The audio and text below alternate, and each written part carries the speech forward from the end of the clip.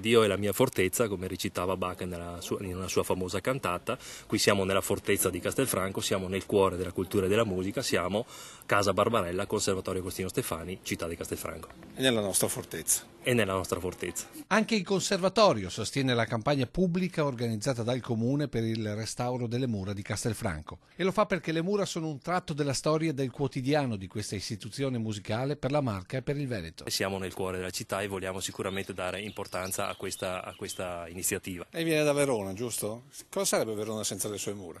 A Verona senza le mura sarebbe una città molto più povera, quindi le mura tra l'altro di Verona con i suoi bastioni sono state ampiamente ristrutturate, come le porte appunto che danno l'ingresso alle città. Ci auguriamo che anche Castelfranco Veneto riesca a breve ad avere i finanziamenti sufficienti per portare un restauro dignitoso. Per Verona è anche occasione di, turismo le mura.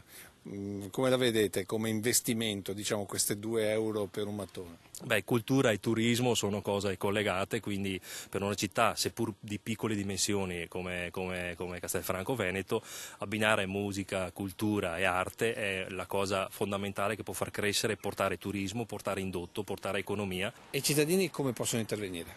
I cittadini possono intervenire con una donazione. Si può farla attraverso la banca, un versamento bancario, oppure attraverso gli uffici comunali. Per voi anche i 2 euro sono importanti? Sono strategicamente importanti perché la sinergia la si fa proprio dal basso, anche con i 2 euro. Anche solo 2 euro cosa significa?